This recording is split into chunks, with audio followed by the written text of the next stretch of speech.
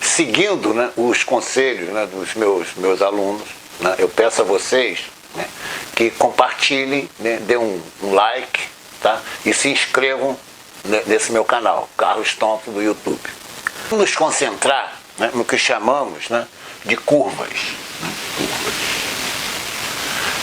É interessante, curvas, eu vou colocar assim, ou funções. Essas funções, né, ela aparece, né, no manifold, né? Novamente, eu vou pegar a nossa bola aqui, né, de basquete, né?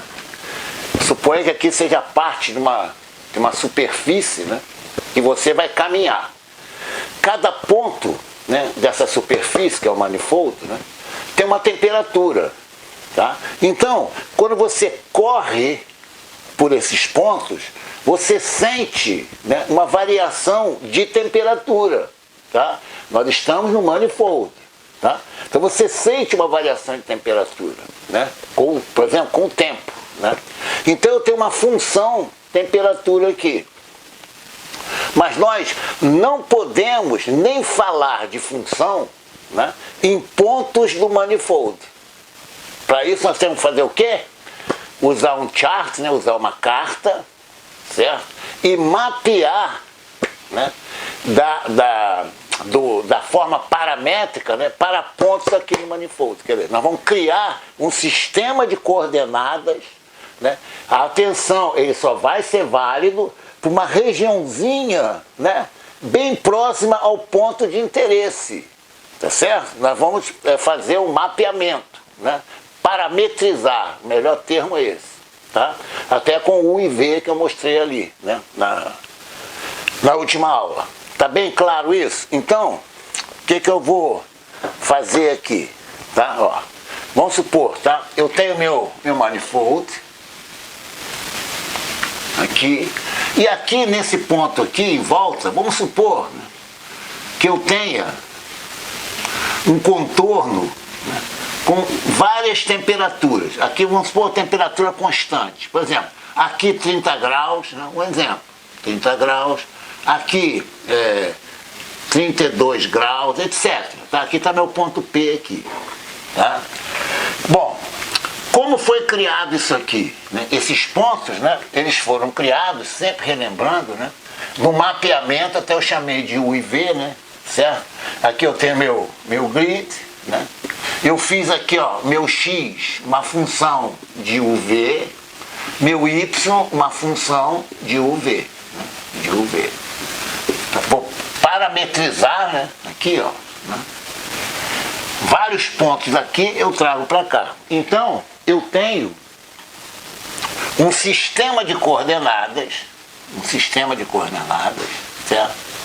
Aqui, tá? E aqui eu vou colocar até uma outra cor, né? Por exemplo, aqui eu tenho, por exemplo, essa parte azul aqui, né? Aqui, ó, meu U é constante, né? Então meu U, quem está variando? Quem está variando, né, é o meu V, né? Aqui, ó, está variando é meu V, certo? Então nessa linha aqui, né, eu vou mapear aqui. Tá? Então com meu U constante, né? Meu U constante, né? Aqui eu tenho o ponto P aqui, ó, por exemplo, essa linha aqui, ó, meu U é constante. Como nessa linha também, eu só estou mapeando o ponto P. Suponha que o ponto P estivesse aqui, tá? Então aqui é meu gama P, né? Estão lembrados do mapeamento? Aqui, ó. Aqui é meu gama P. Tá? Isso aqui é um ponto do chart, né? É o ponto do sistema de coordenadas. Aqui estão minhas coordenadas, que eu trago para cá, né? E aqui, por exemplo, nesse ponto P, né, é meu V constante. Então eu já sei, ó, meu V constante é só olhar para cá, ó, para cá. Então, essa aqui, ó, tá vendo aqui, ó, são as coordenadas, né? Eu vou colocar aqui, ó, do meu ponto P. Certo? Na realidade, né, eu estou no gama P e trazendo com X e Y parametrizando. Tá? Agora, eu vou imaginar aqui, né, uma curva, por exemplo, que vai conter o ponto P, que é uma curva, né? Chama curva F. Pronto. Evidentemente que o F, né, é função, né, das coordenadas geradas, né? Por exemplo, tá? Eu estou correndo aqui, né, e quero representar esse meu F aqui. Tá? Agora observa só um detalhe. Nós já vimos na parte 1, certo? Por exemplo, que o DF, né, no caso, né, aplicado no vetor V, num determinado ponto, né, certo? Isso aqui vai ser igual, né, à derivada direcional, né? Só para recordar, então isso aqui vai ser derivada parcial de f em relação a xi, né, vi. Tá? Aqui eu estou adotando, né, os símbolos, né? Quando eu tenho um símbolo superescrito, né, e o símbolo aqui, e o xi está no denominador. Tá? É como se tivesse um índice embaixo. Nós falamos isso no nosso curso tensorial. E aqui eu posso representar isso aqui, olha que interessante, eu já falei isso aqui, mas só para ficar bem claro, ó. VI, derivada xi, eu boto meu F para lá, certo? Isso aqui, né, é um vetor, isso aqui é um vetor, certo? E aqui é a minha base, ó. Aqui é a minha base, aqui é a minha base. Tá?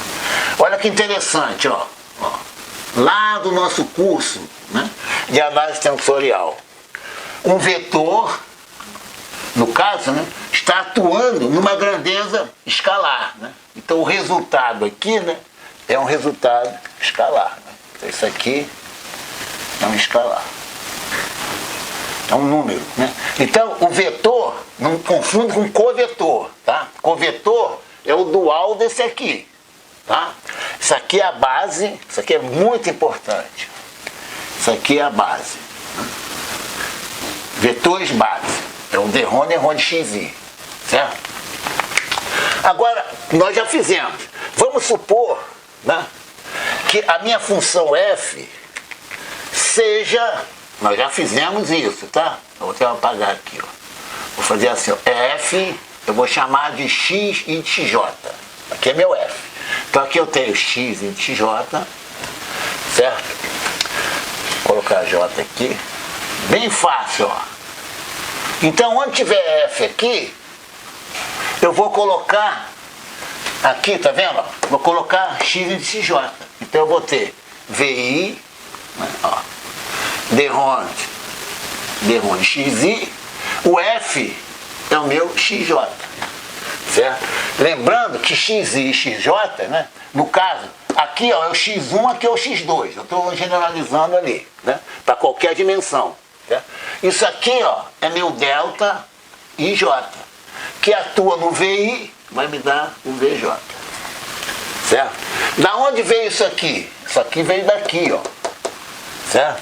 Eu vou fazer o seguinte, eu vou apagar, né, e continuar aqui. Olha só.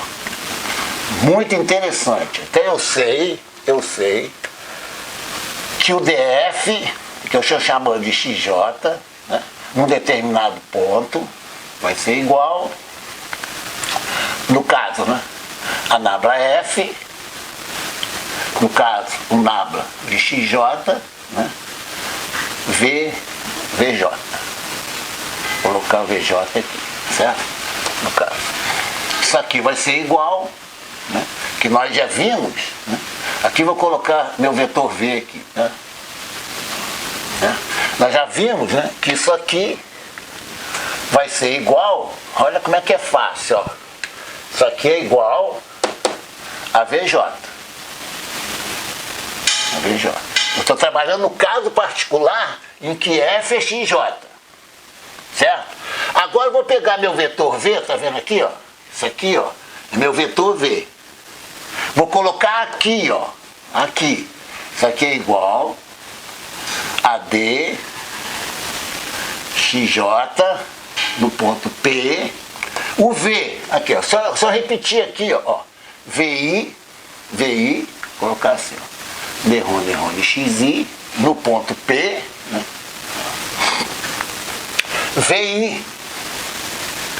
VI, certo? Né? Porque eu substituí o XJ. Eu peguei, tá vendo aqui, ó? Isso aqui, ó, repara, no caso, né? Tirando o XJ fora aqui, ó, isso aqui é meu VI, D-RON, XI, que eu coloquei nessa ordem, né? Isso aqui, nós já fizemos isso, tá? Tem que ser igual a VJ. Então, a importantíssima relação, que nós já deduzimos em aulas anteriores, certo? Que isso aqui, ó, tem que dar VJ. Então isso aqui tem que ser o delta, no caso, IJ. Delta IJ, VI, né? Isso aqui é delta IJ. Vai ser igual a VJ. Nós temos uma relação, agora eu posso escrever assim, ó, delta XJ, né? Derivada. Isso aqui é delta IJ. Isso aqui é muito importante. Esse aqui, ó, né, é a base do espaço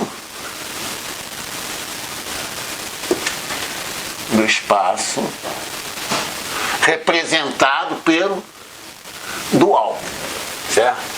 E esse aqui é a base dos vetores. Então, isso aqui, ó, isso aqui é um covetor, isso aqui é um vetor. Nós já falamos sobre isso, tá? Mas isso aqui é tão importante que não custa repetir, tá? Então, olha só, vamos levar para a nossa curva, tá? Primeiro, como que eu obtenho uma curva, né? Como que eu obtenho uma curva F, né? Assim como eu, olha, está sendo claro, assim como eu parametrizei as coordenadas, né? Isso aqui são as coordenadas, né? Coordenadas.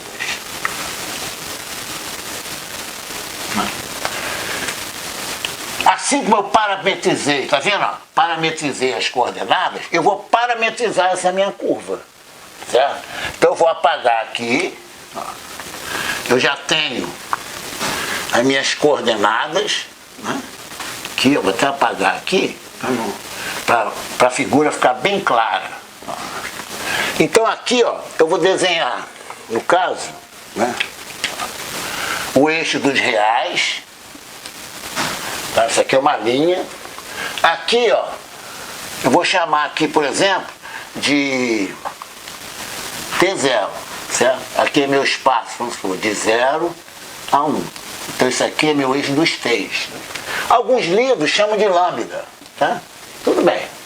Então repara, aqui eu vou mapear, atenção aqui, eu falei exatamente nessa parte 2. Como eu estou parametrizando uma curva, eu tenho de ter somente 1 grau de liberdade. Estão lembrados? Exatamente, né? No início dessa minha parte 2. No caso da superfície, 2 graus de liberdade, que é o meu U e V. Aqui eu tenho 1 grau de liberdade. Eu vou chamar de alfa, vou colocar um Kzinho aqui para você entender, tá? Como eu estou no R2, no caso, aqui é meu, aqui, ó, é meu M2, aqui é meu R2. O R2 o que é? É essa parte aqui, ó, U e V, certo? Eu trouxe daqui, vou repetindo, eu trouxe daqui para cá um gama menos 1, certo? Daqui para lá e gama. Eu estou aqui agora, certo? Eu vou mapear em ponto XY aqui, tá? Então, vou dar um exemplo claro para vocês, ó. Suponha, aqui eu tenho meu T0, né? Aqui eu tenho meu alfa, K de T0, né? Aqui eu quero mapear essa minha curva aqui, ó. Atenção, essa curva aqui, ela vira um segmento de reta quando eu estou próximo a meu ponto aqui, né? Certo? A meu ponto T0, né? Aqui é meu P, Eu vou fazer o seguinte, eu vou dar um exemplo, vou apagar aqui, ó. Suponha que eu quero mapear uma parábola. Então, aqui eu vou ter alfa 1 de t, vou chamar de x1, tá? Vou colocar t aqui, que é meu x1, tá? Nesse ponto aqui, ó. Meu alfa 2 de t é minha outra coordenada. Atenção, tem que ter 1 grau de liberdade, né? Vou chamar de x2, tá? No caso, meu t ao quadrado. Isso aqui, né, é uma parábola, certo? Isso aqui é uma parábola. Eu estou mapeando, né, a minha função aqui, ó, essa minha curva verde aqui. Entenderam? Entenderam que eu tenho aqui, ó, aqui é meu t e aqui é meu t ao quadrado, né? Aqui é o x e aqui é o y. Ó. Eu estou mapeando, certo? Aqui, ó, é meu alfa 1 e aqui é meu alfa 2. Tá bem claro isso aí? É assim que se mapeia uma curva no manifold. Tá? Evidentemente, olha como é que é fácil. Qualquer ponto dessa curva aqui, ó, próxima a P, se eu quiser, eu levo para cá. Por quê? Porque eu já tenho a relação, né, de U e V para cá. É só fazer a operação o quê? Inversa ao meu mapeamento. Atenção, aqui, ó, é meu mapeamento daqui para cá, né? Aqui, ó, é meu mapeamento dali para cá. Como eu tenho a matriz, né, no caso, né, gama, eu só posso fazer o mapeamento se o gama a menos 1 for conhecido. É lógico, né? Certo? O que é mapear? Né? É escolher um sistema de coordenadas. Isso que é mapear. Só que meu sistema de coordenadas, no caso, né, do R2, né, da dimensão 2, né, tem que ter o quê? 2 graus de liberdade, né, que exatamente são meu U e V. Aqui eu estou mapeando uma curva, então tem que ter 1 grau de liberdade. Ó, né? Aqui é meu X e aqui é o meu Y. É só substituir aqui, que você vê, né? Aqui, ó. Y, né, no caso, é igual a x ao quadrado. Isso aqui é uma parábola. Né? Isso aqui é a mesma coisa, certo? Né? Só levar o t aqui, ó, o y é t ao quadrado. Isso é uma curva. Tá bem claro? Tá bem claro? Agora eu vou fazer o seguinte, vou apagar aqui. Apagar aqui. Vamos usar exatamente os conceitos, né, que nós vimos na parte 1. Vou apagar tudo aqui para o quadro ficar bem claro aqui para vocês. Tá? Olha só. Então, ó, eu mapeio, né, eu parametrizo para achar as coordenadas, né, do meu manifold e parametrizo para achar a minha função f, né, no caso. Era uma função de x e y. Então, olha só, vou redesenhar aqui, que é meu manifold, né? E aqui vão estar essas minhas curvas geradas. Atenção, aqui, ó, são as curvas geradas, né? Geradas, né? E aqui eu tenho a minha função f. Fazer assim. Aqui é a minha função f. Aqui está meu ponto P. Aqui, certo? Como é que eu gerei essa função f? Né? Aqui, ó. Isso aqui é meu real. Né? Real. Aqui eu vou ter meu T0, né? Certo? Eu mapeei daqui até aqui. Certo? Vamos supor. Aqui seria... Aqui, por exemplo, seria meu t igual a 0. E aqui seria, por exemplo, meu t igual a 1.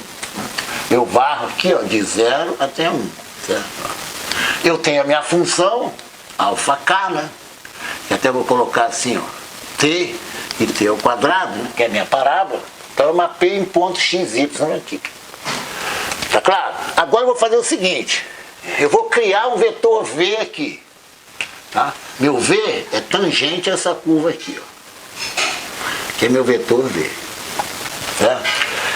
Repara, quando eu mudo, olha só para a curva verde. Quando eu mudo de ponto, eu estou sentindo uma variação de temperatura. Suponha que F seja a temperatura. Então eu vou ter aqui um DF. Um DF. Olha que interessante. Aonde? No ponto P. Em que direção? Direção V.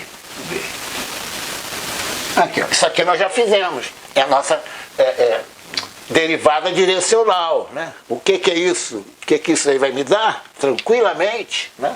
Só ver o início da aula aqui, né? Vai me dar VI, Drone XI, meu F aqui, ó. Certo? Vou colocar meu F verdinho, pronto. Aqui, ó. Vou botar meu F verde aqui, ó. É minha função aqui. É a minha função aqui. Tá? Aqui, repara, esse vetor V, né, quando você vai correndo aqui na curva, quer dizer, o meu DF está variando com o tempo, isso aqui é meu vetor tangente. Aqui, ó, isso aqui é meu vetor tangente à curva. Vetor tangente à curva gerada, né? F de X e Y. Aqui é a minha temperatura. Aqui é análogo, por exemplo, a temperatura T. Né? Análogo, né? Temperatura. Certo? Está variando de ponto para ponto. Aqui é a derivada direcional. Professor, olha que interessante. Isso aqui, ó, forma a base do espaço tangente. Tangente. Por quê? Aqui eu vou ter um plano que vai ser meu plano tangente. Isso aqui é a base, né? No caso do R2, né? Suponha, eu tenho o plano tangente, tem os vetores base. Quais são os vetores base? Derivada em relação à coordenada xi, né, que eu já mapeei, e a derivada em relação, no caso, a x e a y, no caso aqui. Então eu gero meu vetor, né, meu vetor V, aqui vai ser meu vetor V, né, aplicado em F. Isso aqui vai me dar um escalar. Né? Escalar. E eu já sei, olha que interessantíssimo isso aqui, ó, que a minha base covariante, ó, não preciso nem conversar, aqui ó, dxi, por exemplo, derivada de xj é delta ij. Eu sei disso, já mostrei isso aqui. Ó, isso aqui é a base, né, do vetor, aqui é a base do covetor, base covariante, que é o meu dual, certo? Meu dual. Tá bem claro? Então, eu gerei chamado espaço tangente, eu escrevo assim, ó, T do manifold, no caso, olha, vou colocar o manifold aqui, ó, no ponto P, certo? Só é válido em regiões próximas daqui, ó, estão lembrados, tá? Quando eu gerei minhas coordenadas, eu fiz questão, né, de pegar um open set, né, tá? Aqui, no caso, e trazer daqui para cá, pelo gama menos 1, certo? Aqui é meu alfa, aqui mapeia a curva. Aqui, ó, mapeia coordenadas. Coordenadas. Certo? Isto é, parametriza. Aqui também parametriza, ó. Parametriza. Quem é meu parâmetro? T. Quem é meu parâmetro aqui, nesse caso? Parametriza, está escrito, né? Coordenadas, parametriza, né? Ó. No caso, né? U e V. Aqui, parametriza em T, ou lambda, tanto faz, tá? Na literatura coloca um lambda, tá?